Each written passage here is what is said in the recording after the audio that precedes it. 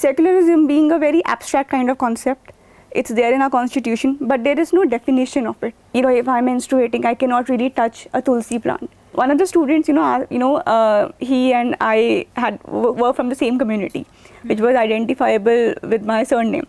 So this person was very interested, and he would be like, "Will you give me extra marks because we are from the same community?"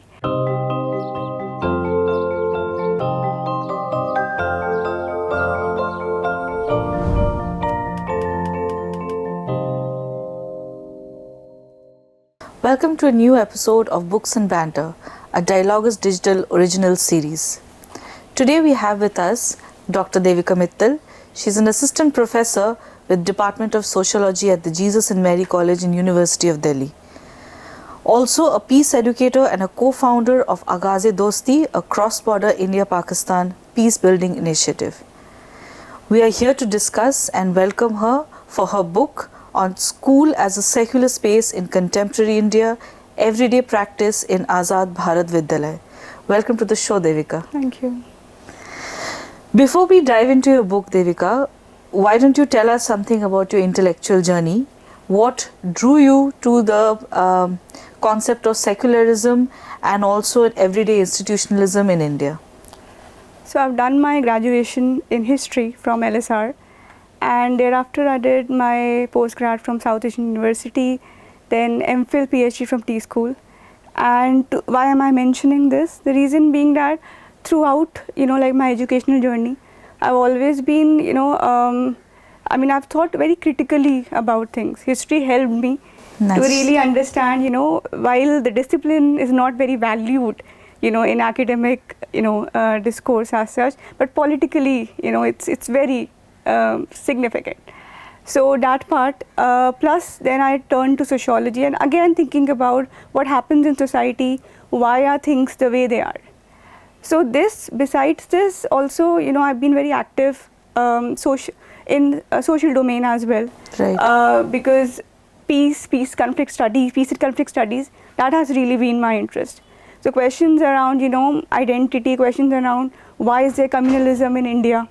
Why are there, let's say, fights around national identity and all of that? Right. That has, of course, always kind of been on my mind. So my educational journey has, been, it has helped me somewhere to answer these questions. Plus, these questions have also, paved my way towards it. Thank you for sharing that with us. It gives a lot of, a contextual perspective to understand how you went about the book. Your work sits at an intersection of political sociology, education and anthropology. What would you say were some of these, how did these disciplines shape your towards research? If I talk specifically about, secularism, so I began with the question of what is secularism. We generally connect secularism only with religion. Saying that it's about relationship between state and religion. But anthropologically or ethnographically, we say it's really about what is the perception, the popular perception around it. Secularism being a very abstract kind of concept, it's there in our constitution, but there is no definition of it. There is no interpretation as such, which is, legally given. So anthropology, ethnography specifically, made me pursue this, that how do people see it? Is it only about religion? And it's not just about people or an everyday understanding of it. Even within the constitution, it's not only about religion. So that has helped me in understanding that it's actually a much broader sort of an idea. So that being there, of course, education, as well. So it's not like, we just have a curriculum, teachers will go and just teach something.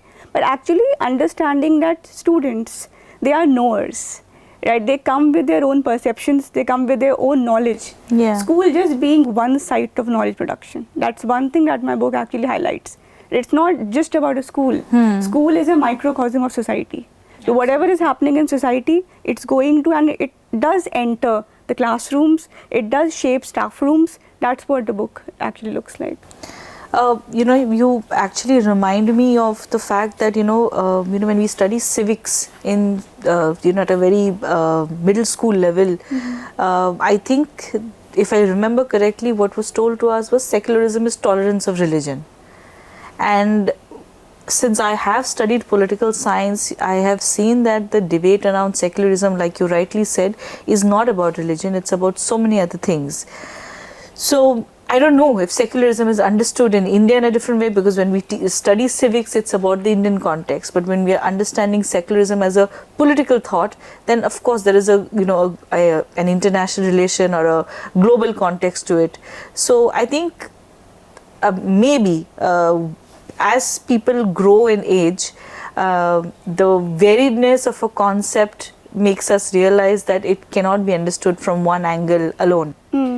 And your response just leads me to my next question, which basically is that, there are so many scholars who study secularism through courts and constitution or political parties. What made you choose school as the primary site for your investigations? Schools are supposed to uphold constitutional ideals. So if you have to look at one side, one of the sides which have to be secular, they have to be schools. This includes even minority institutions, because even if in a minority institution, of course, it's again coming from the constitution, that they can protect, they can, promote their belief, their, let's say, religion or cultural tradition. But even there's always a line that what can be taught, to what extent. So schools are supposed to be secular, like ideologically. Second thing, I also see schools again, as a very important site for public sphere, because debates enter the school. Right. Like when I did my field work, it was a time when Kanhaiya Kumar controversy came up, when Bharat Mata Ki Jai controversy came up, and I did not really go and ask about this. I would just ask students what's in the news, and they would say Bharat Mata Ki Jai, or I would just be sitting in the staff room and just hearing things what teachers are talking about, and they are talking about this. So it's not just, so I did fine. Plus also because schools are supposed to be secular, they do come up with a certain interpretation. They have to practice it.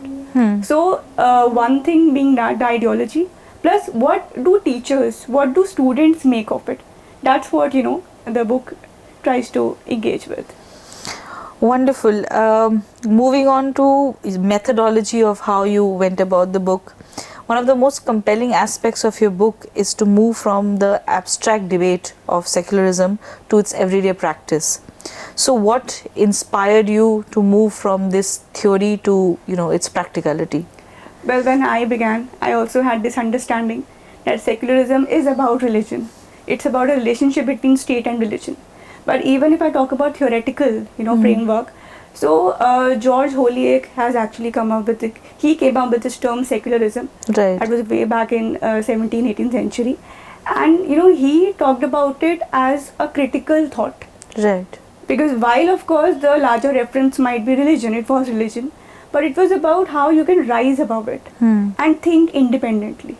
So even theoretically speaking, secularism is not only about this. And particularly India, it's a very different sort of understanding, because secularism in India, it's very closely tied to the idea of India itself, to nationalism. Right. So, that. Plus, of course, so this would be one thing. Second, of course, about the other concepts which are also there. It's about nationalism, but it's also about other concepts like social justice, about equality. What is one's view on these concepts? They also shape the idea of secularism. So, and of course, when you talk about ethnography, that being a primary method of my work, so that was about understanding what people make of it, not just as an abstract sort of an idea, but the lived practice of it. What does it mean to be secular if I have to, let's say, believe in certain things? Like one of the teachers had very specifically said, how can I be secular? If like I have to, practice this kind of belief that, if I'm menstruating, I cannot really touch a tulsi plant. So her question was, how am I then being secular? So it's not coming from me, it's actually, coming from the person. And how does he or she make of this very abstract ideology? So ethnography really helped me get there. Wow, I mean, I would never think that you could connect secularism with such a thought. The school in your study, which is the Azad Bharat Vidyalaya, carries a very strong nationalist legacy. So how did you boil down to that being an ideal site for examining secularism in contemporary India? Well, I did try, let's say, access in different schools. This was not a very conscious kind of, strategy as such. Okay. But I was really looking for a school. What I did want was a school which is not connected to any religion. Right. So I was able to get access to this particular school. Interestingly, it had a very good kind of, very, long history, long legacy, very strong legacy to it. So yes, it does. It was established by Lala Lajpat Rai, the foundation which runs this particular school. And we do know that Lala Lajpat Rai is a very important, hero of independence struggle. But, so this school was established much later. Right. The organization, it was started in Pakistan actually by Lala Lajpat Rai, established by him. And after partition, it's a beautiful history. It came to India. And then I think in 1970s, the school was established. So the school tries to carry the legacy of the foundation of Lala Lajpat Rai's vision. And in its ideology, it says that we are secular. We, let's say, embrace all religions, we welcome all religions, and we talk about communal harmony. In fact, let's say the narrative of Lala Lajpat Rai in the organization and how he is portrayed and talked about in school is quite different. So even though we know Lala Lajpat Rai, he has many shades, many political shades. I clearly remember him as a, one of the three nationalist leaders of the revolutionary phase, which was from I think 1905 to 1919. So when you say he's established in 1920, it makes a lot of sense that after the revolution he probably established the school to probably build in that kind of that kind of values amongst the students. No, actually the foundation, the organization was started by Lala Lajpat Rai.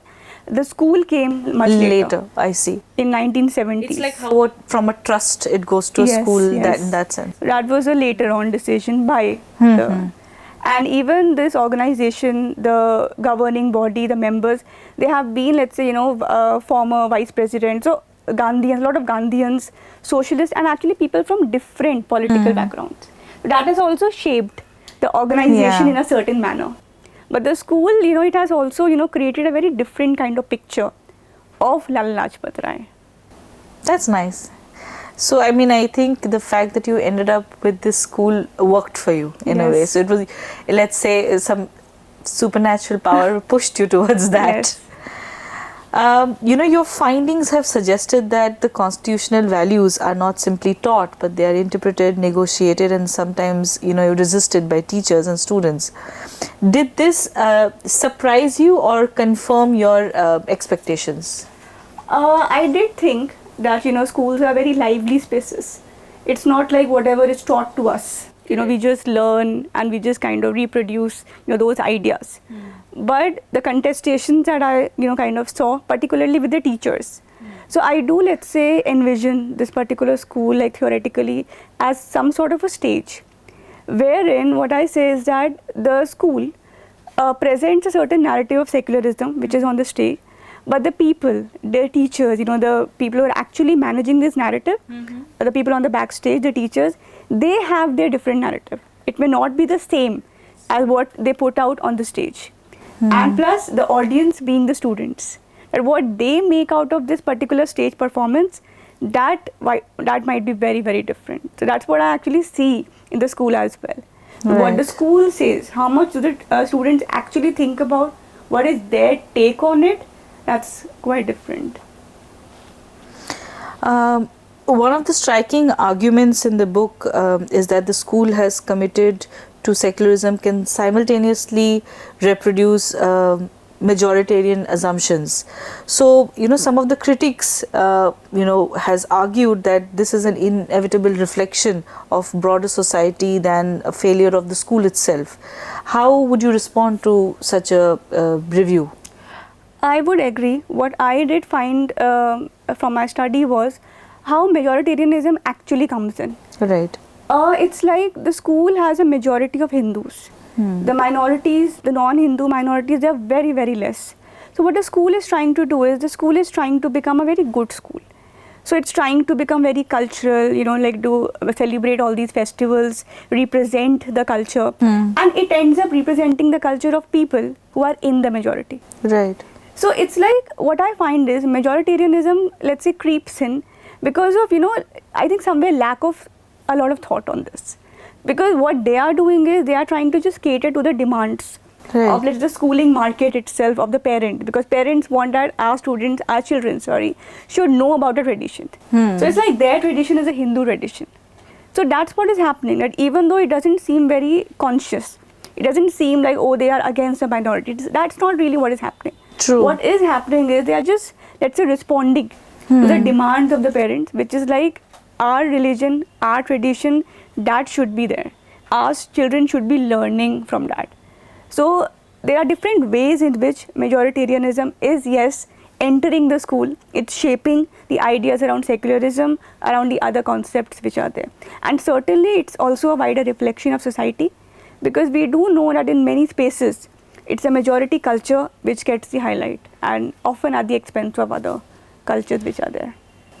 Correct. I mean, that is where we were leading to. I was thinking of asking you that, since you've suggested that Hindu cultural practices often become synonymous to Indian culture in a school discourse, how would you distinguish cultural nationalism and majoritarianism? You've answered that, but I was just thinking that don't you think sometimes even kind of region plays a role? The reason why I'm saying that is because, I've been born and brought up in Calcutta, and I have seen, I think, everybody celebrating Durga Puja. I've also seen everybody celebrating Christmas, everybody's on Park Street on 25th December. And even for Eid, for that matter, I think majority homes, if nothing, they at least make biryani at homes because to celebrate Eid. So sometimes I feel the region also has a role to play. Like Diwali, now that I am in Delhi for more than a decade, it's like if you're in Delhi, Diwali is your thing. It doesn't matter what religion you practice or, So yes, majoritarianism creeps in, but region may have also a role. Certainly, yes. So the North Indian, the Delhi culture, which is being reflected more in the school. In fact, even about Saraswati Puja, for that matter, it's quite common for schools, Absolutely. To celebrate it. At least in Bengal, for sure. It's a holiday, in fact, in Bengal. So we would say, oh, it's a religious thing, right? Saraswati, of course, being a Hindu goddess. But it is also about how people are seeing it. She's a goddess of knowledge. I mean, Yes. It doesn't matter which religion. Knowledge is power, after all. Even for that matter, about, like when you begin a program, there is this ceremonial lighting of lamp. It might be connected to the Hindu tradition specifically, or at least not with other religions or with, Islam. But it's actually like a cultural thing. It's being seen as that. Yeah, that's true. So this, intermingling of religious and cultural, that's very, very strong actually. Your work foregrounds caste as a crucial dimension of secularism, especially through the debates of affirmative action. Why do you think caste is often left out in the mainstream discussions on secularism? When I was doing theoretical research on secularism before going to the school, I also did not really envision caste as being one of the reference. In fact, it was the school which kind of, compelled me to take up this particular, let's say, perspective as well. And there are different, and even today, as you rightly mentioned, it's not really discussed. It's not really, we don't really connect secularism with caste as such. But there are some scholars who did do it. And the reason why, there is this lack of engagement, is because we do somewhere have this very Nehruvian, this idea of secularism as well, wherein we imagine the citizen to be politically neutral, not politically, but let's say socially neutral. We don't really think about the identities as such. We just imagine this one citizen who should be, let's say, Concept of non-aligned. Right. And not just about religion, but caste as well. Either way, yeah. But actually, it's devoid of the social realities that a citizen actually is part of. So somewhere I do think theoretically we are still maybe working with that notion, and caste is yet to be discussed. But like I said, my work does, try to bring that out. And the reason why that happened is because I did find the students to be very conscious of their caste identity. Okay. One of the students, he and I were from the same community, which was identifiable with my surname. So this person was very interested, and he would be like, "Will you give me extra marks because we are from the same community?" And I kind Wow. of shrugged it off that, "Oh, I'm not going to do that." Then next time when I went to the school, he was like, come here, I want to make you meet my friends." And he said, "They are all from Mittal Parivar, so welcome to our family." So though I found it very interesting. And while that did seem harmless, and it is harmless, the child doing it, but it does kind of tell you that, they find it normal. It's a This- mindset that they're growing up with, which is... And I did find some, let's say, more of a problematic part as well, that they being very conscious of their caste identity, caste pride, and plus also thinking that they are better than the others. That part also being there very strongly. In fact, even teachers struggled with it. So one of the teachers said that, the NCERT textbooks today, they are very good, they're very progressive that way, because they really take up caste, they really talk about the caste discrimination. But two teachers told me that it's very difficult to teach these textbooks, because students make, very different, let's say, narrative of them. Because when one of the teachers was explaining this by this example, that when a certain caste identity was mentioned, saying that they are discriminated, the student says, "Oh, dekh tere bare mein likha hua hai." Something of that, sort was happening. And the teacher was like, "I did not know how to handle it. Yeah. I don't know how to, let's say, teach these textbooks, which are, yes, very progressive, but how do I make sense of them in a school where caste identity, religion identity is so strong? What do I do with the questions that students come up with?" Yeah, and these are very practical challenges which nobody really teaches you even when they're doing teacher's course. Yes. So, and the questions of the generation are evolving with time. So, it's that much more difficult for the teacher to represent everybody. Right. But then answers are expected of him or her, and I think the classroom teaches them much more than they end up teaching the children. Your book presents teachers as both carriers of constitutional values and agents of personal prejudice.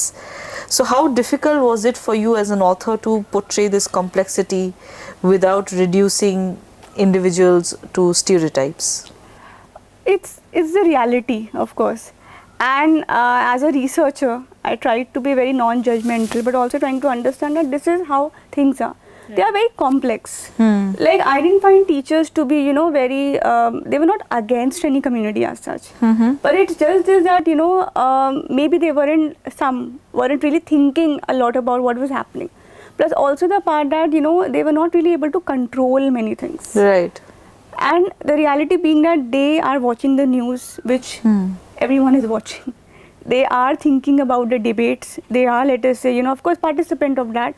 And in fact, those debates are also shaping the school events, the narrative of the school events. Right. Like, I remember when I was doing my fieldwork, it was a time when Amir Khan had said that, about that remark on intolerance. So there was a school event, and wherein the teacher host said this. So there was a performance on Sufism, and this person said, and then people said that we are intolerant. So it's coming, in a certain way. The news is entering the school playground. It's shaping school events. That's what we see. So it's about, of course, being objective, understanding that you cannot just see an individual.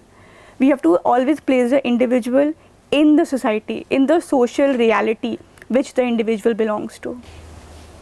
Wonderful. When you began writing this book, who did you imagine was your primary audience? Was it policymakers, educators, or academicians, or general public? I did think that this particular book responds to, it can, let's say, be of interest to, let's say, different audiences. And I did want that common people, they should be reading this, because, it might, let's say, appeal to them. And yes, because it would resonate with people. It would not just resonate with people, with the common, let's say, masses, but also with the policymakers. Because it would be about, how abstract concepts, how they're actually lived, how they're actually practiced. Plus also for educators. That while, of course, we are all doing our best, but what really is the reality? Correct. And without, of course, blaming anyone. You cannot blame anyone in this. It's just how the society actually works. So I'm going to ask you a last question. Since at Books and Banters we celebrate the journey of the author, suppose you had to revisit, the Azad Bharat Vidyalaya 10 years later, what would be the most important question that you would want to know or ask?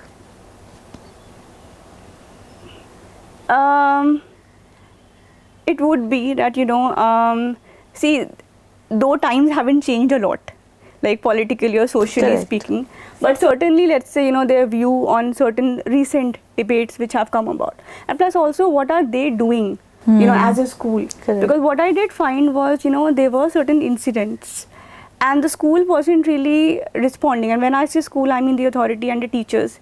They weren't really, let's say, very actively responding with it. So I would, let's say, probably want to ask that, how active, let's say, what was your response when a student certainly, said this. Right. So that would be my thing. Plus also, so many new things are coming about religion being, let's say, if you talk about Gen Z, so there is this new vibe taxonomy. And they are actually taking a lot of interest in religion, different kind of interest, of course, and more in spirituality. So that would be, let's say, my question also. That how do they deal with it? How do they, let's say, how are they catering to this new, let's say, demand which is coming about? And how is it, let's say, how is it a challenge? So that's what I would probably be interested to know. Thank you, Devika. Thank you for sharing your journey with us. That was our discussion on Dr. Devika Mittal's book, School as a Secular Space in Contemporary India, Everyday Practice in Azad Bharati Vidyalaya. Thank you.